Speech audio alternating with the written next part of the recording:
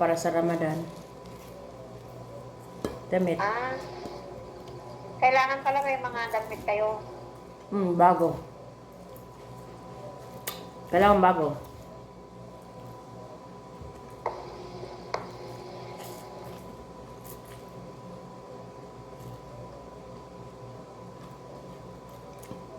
Bagong ano. Bagong sapatos. Bagong damit. Di ba yung amo mo, pagka ganyan na nagra-Ramadan, pagka ano na, nagbibigay ng ano, ng regalo? Hindi ko alam. Wala pa naman binigay sa akin. Pagkabukas pa yan. Hindi ka pagka ending na, pag-end na ng ano. Wala kang pasok sa one eh. Pero sa mga ano lang, dahil inano ng ano, holiday. Pero yung iba lang ang wala siguro. Pero sa amin, walang holiday. Kasi Kahit linggo nga may pasok. bilang ano ng Muslim, pakiawang kayo eh. Oo. Tingnan pakiyawan. Oo, ganun. Saka private kasi yun. Hindi naman, ano, government. Dati nga kami Kaya sa... walang pakialam. Dati nga sa trabaho ko lagi. Alam mo na pag tag-ulan, Oo. nag-hire kami ng magpapakyaw ng ano, magplansa. Ay, mahirap yun eh. Yung kapag tag-ulan, magpa-plancha. Tapos paglabas mo, maaulanan ka. Ako, delikado yun. Nag-hire kami. Doon na sila natutulog.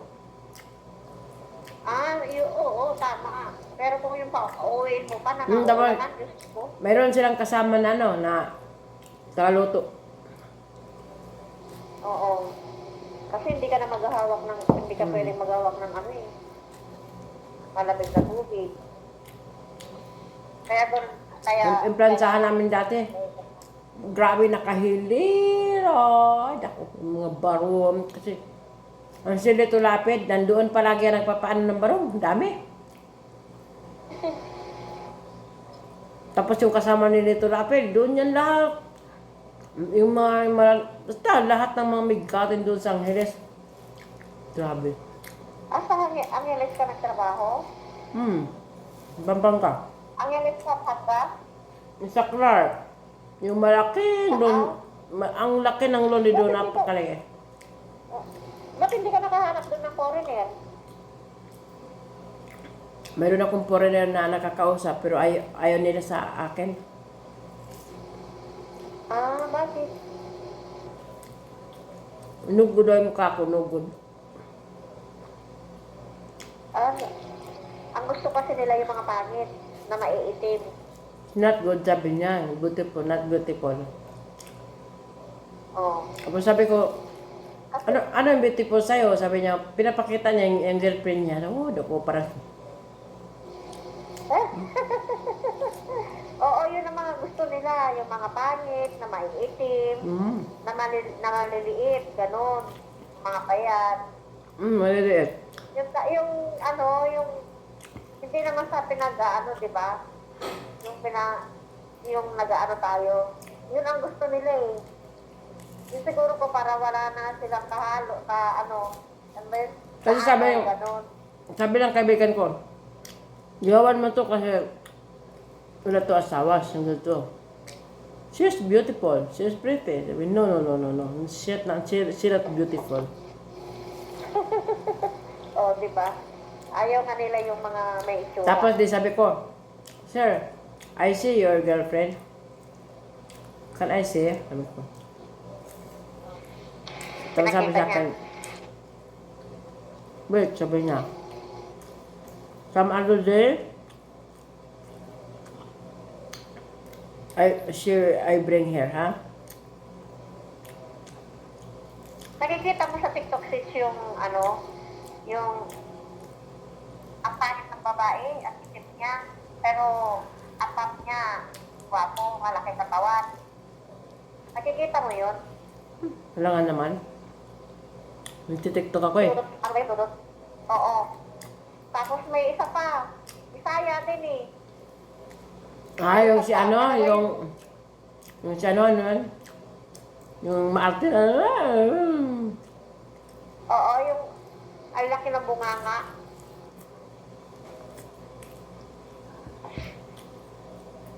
Pero may ano din, maano na, may kaya na, di ba? Yung isa naman, nagpapatayo ng resort. Talagang ginagamit din niya yung utak niya. Habang siguro po sila pa ng asawa niya, ganyan. Nag-ano siya ng mga resident na ano, paupahan. Nagpapatayo. Bumili ng lote, tapos pinapatayuan niya ng apartment. Yun. ganyan naman talaga dapat. Oo, kung marunong ka, di ba? Yung hindi ka mauuna yung yabang. Kita mo nga, ay, eto na naman tayo. Di ba si Daisy napakayabang? Maraming pera, maraming pera. Pero no ka, wala sariling bahay. Nangungupahan lang pala.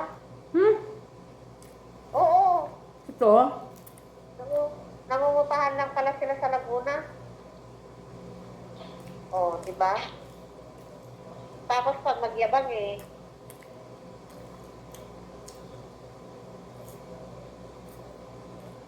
sabi niya nga nung pumunta daw kay Lito doon sa bahay nila.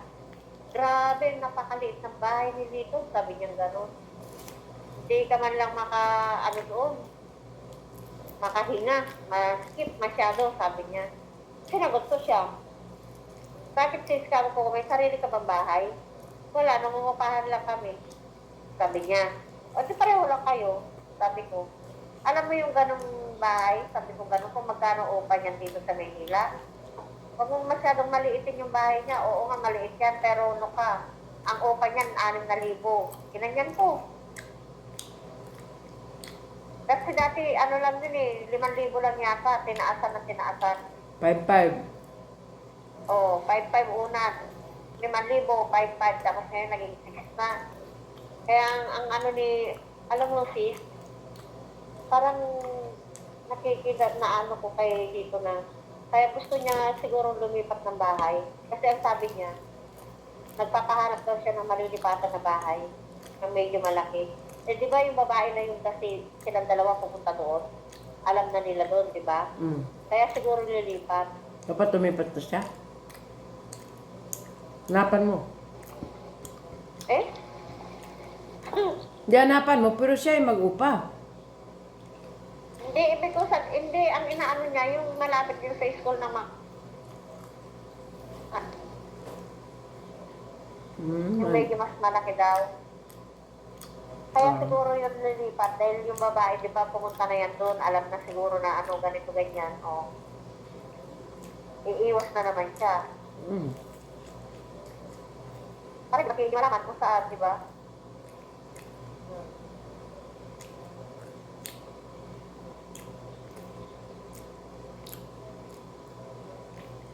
Sabi niya, lilipat ng bahay. Sabi niya gano'n, yung medyo maluwag-luwag. Sabi mo, saan ka magtago?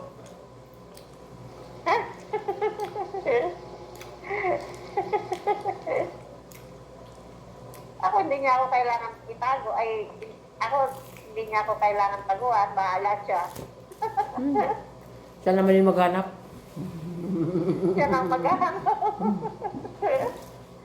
Hindi naman ikaw. Siya nang maghanap sa akin.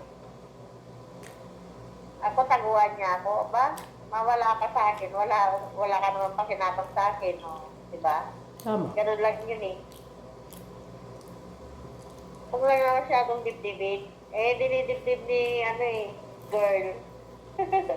Si Tanda. Tanda ang tawag mo, pero kay Daisy, menopause. Kasi nakausap ko na eh. Nakita-kita mo talaga.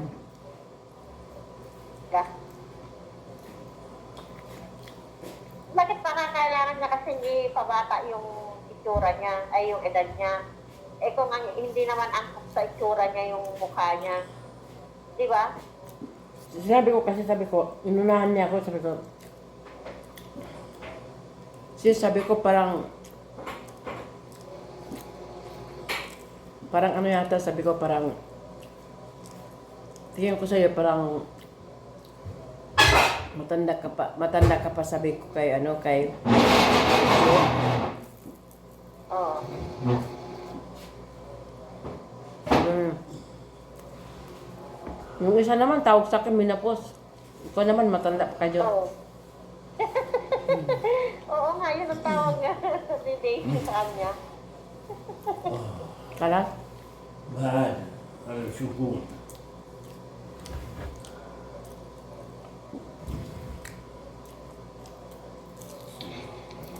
Tinatawag niyang menopause, darating din naman siya doon, di ba? Mayabang. Grabe nga ang pagkagalit niya talaga. Kaya nga sabi ko nga sa kanya, Tis, bakit galit na galit ka sa kanya na inagaw sa'yo si Lito? Eh, ikaw nga, ganyan din ang ginawa mo sa akin noon. Ano? O, anong naramdaman mo ngayon? Ginanyan ko. Hindi, kasi sabi nila ito, wala na kayo noon, wala na kayo. Anong wala? Sabi ko, nag-uusap pa tayo noon, alam mo kami. Ginanyan ko. Anong ginawa mo? Di ba inagaw mo? Ginanyan ko siya. Hindi nakainis. Ang dami niyang mga sinasabi. Kung ano-ano mga sinasabi niya kasi naniwala ako na ganito, ganyan. Kasi sabi ko gano'n sa kanya. Sa conversation niyo, nabasa ko pa. Sabi ko gano'n. Pati sa TikTok, nagkaroon din tayo ng conversation. Sabi ko. Sabi mo noon, wala kayo. Tapos malaman-laman ko, yun pala, ganito, ganyan na. Sabi ko sa kanya. Tapos ngayon, sabi ko, yan, galit na galit ka kayo dito. Pinaniwala kasi nila dito eh. Kaya nga. Galit na galit ka sa menopause, eh, ganyan ka rin naman noon eh. Sabi ko. Kaya nga sabi ko, kung ano yung ginawa mo sa kapwa mo, yun din ang gagawin sa'yo. Tinagyan ko. O, hindi na ako kaimik. Kasi mayabang din eh. Magdusa siya. Oo. Nung nagkakainitan kami ni menopause, inamin niya na sila pa daw nilito. Oo. Munti ko na siyang sagutin. Kung kayo pa, bakit sabi ko, hindi mo alam kung kailan ng uwi niya? Binanyan ko. Hindi mo rin alam na nakaalis na. Munti ko na talagang sabihin. Ayaw ko lang siya mapahiya. Sinungaling talaga siya. Kung Kasi talagang silang, yung isa, kung talagang wala na nga, kung talagang sila nga, di dapat sinabi niya kay Daisy na, babalik na ako ng ganito, ganyan, di ba? Hindi na niya kailangan maglihim pa na nasa Pangasinan lang siya.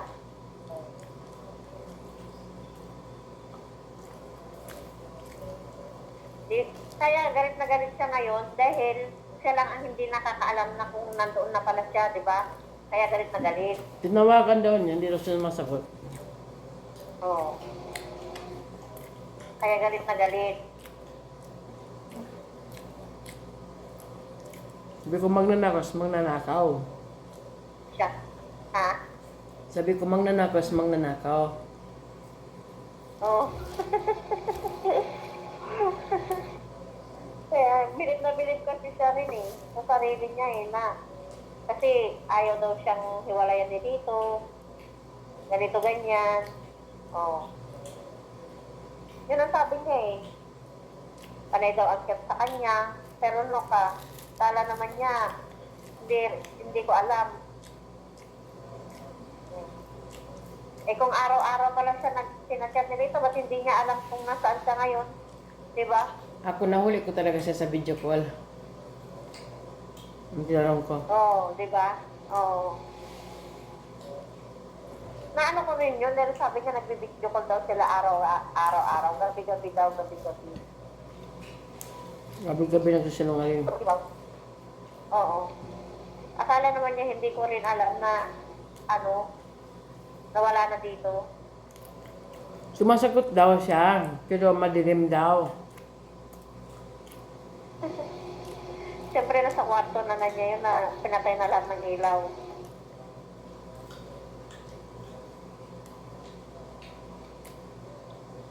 Kaya, Sabi daw sa ayun. kanya, hindi pwede buksan ng ilaw kasi may kasama ako dito.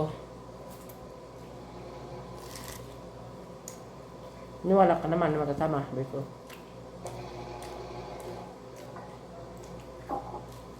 Kasamang kasinungalingan.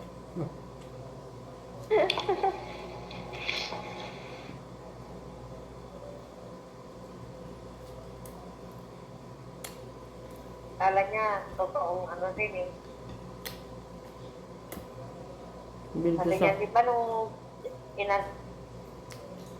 Bilto nung sa... sa hospital, kinakil dito yan, nanghingi ng tawad sa mga kasalanan niya. Yung ginawa niya sa kanya, lahat-lahat na.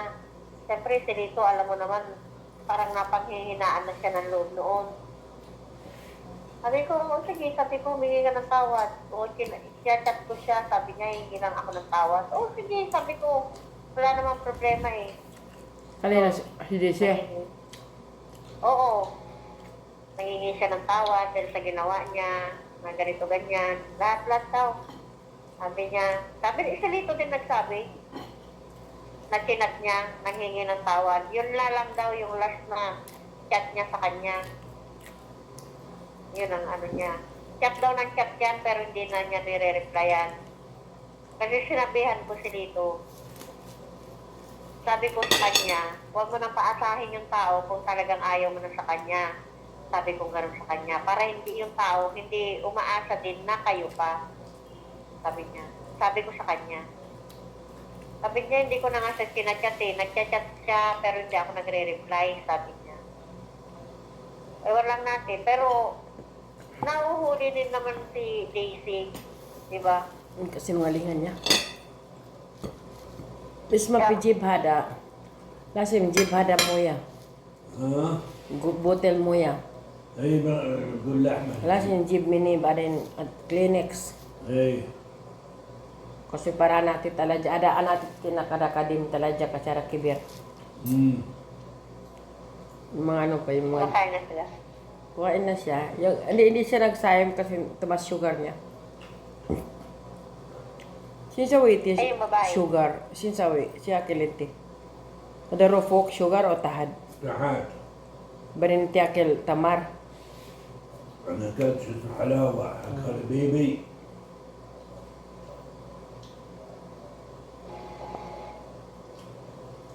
Paano niyo naramdaman na mataas yung sugar niya eh? Nangihina siya. Mahihilo. Ah, هذا شجر سفنتي امي Umli si Bente?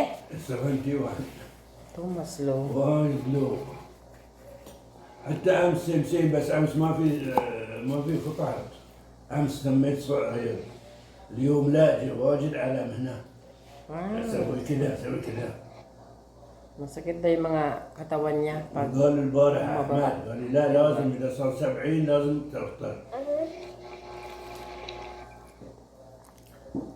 pag